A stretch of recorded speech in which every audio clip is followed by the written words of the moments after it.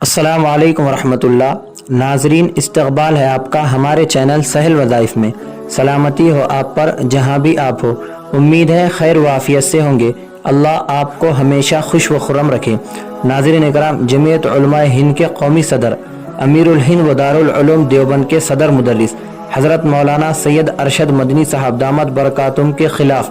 پونا کا رہنے والا ایک شخص جس کا نام اکبر ہاشمی ہے، جس کو جاہل بھی کہا جائے تو کم ہی ہوگا، کیونکہ اس جاہل اکبر ہاشمی نے حضرت مولانا سید ارشد مدنی صاحب کے خلاف کفر کا فتویٰ ہے، نعوذ باللہ، اور آپ کو تجدید ایمان کی دعوت دی ہے، کیونکہ مولانا سید ارشد مدنی صاحب نے حال ہی میں جمعیت علماء ہند کے پلیٹ فارم سے دہلی کے رام لیلا میدان سے للکارتے ہوئے توحید کے عنوان پر جو زبردست بیان دیا،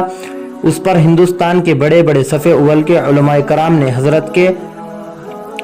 حضرت کو داد دی، کیونکہ آپ نے توحید کے علم بردار ہونے کا جو سبق دیا اور توحید کے علم بردار ہونے کا حق ادا کیا، تو اس پر سب بڑے بڑے علماء کرام نے آپ کو داد دی۔ تو وہیں پونا کا جاہل اکبر ہاشمی خود کو مفتی کہلانے والا، جبکہ اس نے جس ادارے سے افتاء کیا تو اس کو اسی گھنونی حرکت کی وجہ سے اس ادارے سے نکالا گیا اور لیٹر پیڈ جاری کر کے اس کو یہ کہا گیا کہ وہ خود کے ساتھ مفتی نہ لگائے، پھر بھی یہ خود کو مفتی بتاتا پھرتا ہے۔ اس طرح اس شخص نے مولانا سید ارشد مدنی صاحب کے خلاف اپنے چینل پر حضرت کا نام لیے بغیر ویڈیو پیغام جاری کیا، کیونکہ اس کے اندر اتنی ہمت و جرات نہیں کہ وہ حضرت کا نام لے کر کہہ سکے۔ وہ ویڈیو پیغام جاری کر کے یہ کہتا ہے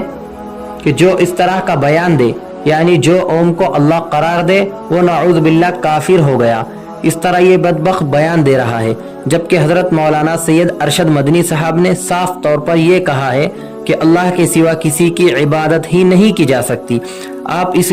خبر کے متعلق کیا رائے رکھتے ہیں؟ کمنٹ باکس میں اپنے رائے کا ضرور اظہار کریں۔ السلام علیکم ورحمۃ اللہ۔